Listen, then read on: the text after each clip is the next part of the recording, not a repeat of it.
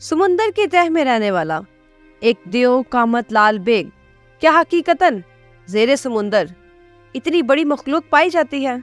आखिर इसको कब, किसने और कहां से दरियाफ्त किया? आइए इसके बारे में जानने के लिए चलते हैं आज की वीडियो की तरफ। इंडोनेशिया में समुंदर की तह में रहने वाला एक देव कामत लाल बेग दरियाफ्त किया गया।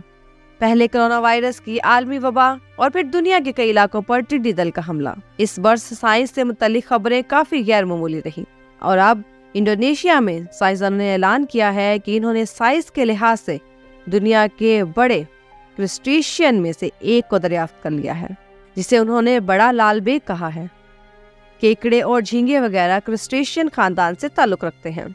इस नई मखलूक का ताल्लुक बिथेनोमिस किस्म के है, जो एक बड़े जानवर हैं जिनके जिस्म स्पॉट और सख्त होते हैं और वो देखने में घुन की तरह होते हैं, लेकिन इनसे बहुत बड़े होते हैं। ये गहरे पानियों में रहते हैं। ये बिथेनोमिस राकासा इंडोनेशिया के जावा जज़ायर और सुमात्रा के दरमियान समुंदर में 957 से 1259 मीटर गहराई में पाए जाते हैं। इंडोनेशियाई ज़ुबान में राकासा का मतलब देव कामत है। इसके अलावा ये बहरे हिंद में भी मौजूद है।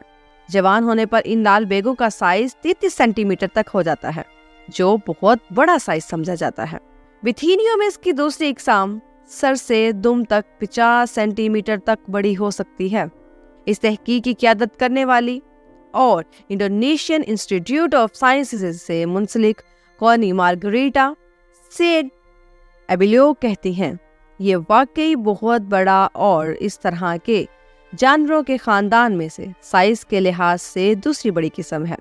ये पहली मर्तबा है कि इंडोनेशिया के गहरे समुंदर में बिथेनोमिस दरियाफ्त किया गया।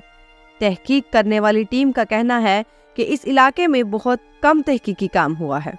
LIP में हयातियात के शोबे के सरबराह काहियो रहमादी कहते हैं कि ये दरियाफ्त इस बात की निशानदही करती है कि इंडोनेशिया में कितना हयातियाती तनोव है, जिस पर तहकीक होना अभी बाकी है। लंदन के नेचुरल हिस्ट्री म्यूजियम के मुताबिक इस बारे में कई साइंसी आरा हैं और ये समुद्री मखलूक आखिर इतनी बड़ी क्यों है। एक राय ये है कि समुंदर में इतनी ज्यादा गहराई में जानवरों को ज्यादा ऑक्सीजन की जरूरत होती है, इसलिए इनके जिस्म बड़े और टांगे लंबी होती हैं। इनके बड़े होने की एक वजह ये भी हो सकती है कि समुंदर में इतनी गहराई में इनको शिकार करने वाले जानवर कम होते हैं, तो इन्हें बआसानी बड़े होने का मौका मिलता है। इसके अलावा बिथेनोमिस कबीले के जानवरों के जिस्म में कम गोश्त होता है, मसलन केकड़ा। इस वजह से दूसरे शिकारी जानवरों को इनमें कम दिलचस्पी होती है। इन जानवरों के सर में लंबे एंटीनिया होते हैं, जो तारीखी में भी इन्हें चलने में मदद देते हैं। ताहम ये देखने में तो अजीब से नजर आते हैं, लेकिन ज्यादा परेशान नहीं करते। ये जानवरों बुनियादी तौर पर समुंदर की तह में घूमते फिरते हैं और शिकार की बजाय इधर उधर पड़ी हुई या दूसरों की छोड़ी हुई खुराक को खा लेते हैं।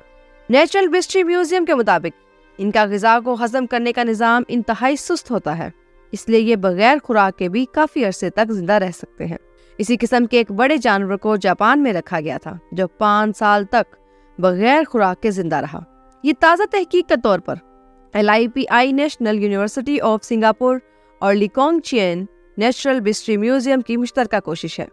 सन 2018 में इस टीम ने 2 हफ्ते पर मुश्तमिल अपने तहकीकी काम के दौरान 63 मुख्तलिफ जगहों से हजारों मखलूकों को इकट्ठा किया और 1 दर्जन नई इकसाम दरियाफ्त की। टीम ने बिथेनोमिस के 2 नमूने दरियाफ्त किए, जिनमें से एक नर और दूसरी मादा थी। नर का साइज 36.3 सेंटीमीटर था, जबकि मादा का साइज 29.8 सेंटीमीटर था। न जाने समुंदर की गहराई में इस तरह की कई मखलूक और बहुत से बिथेनोमिस पाए जाते हैं, जिनसे शायद अभी हम वाकिफ नहीं। उम्मीद करती हूँ आज की वीडियो आपको पसंद आई होगी। इसी तरह की मज़ीद दिलचस्प और मालूमाती वीडियोस देखने के लिए मेरे चैनल को लाइक, शेयर और सब्सक्राइब करना मत भूलिएगा। नीचे दिए गए बेल आइकन को क्लिक करें ताकि हमारे आने वाली हर नई वीडियो का नोटिफिकेशन आपको मिल सके। आपसे मुलाकात होगी एक नई वीडियो के साथ। तब तक के लिए इजाज़त दीजिए। अल्लाह हाफिज़।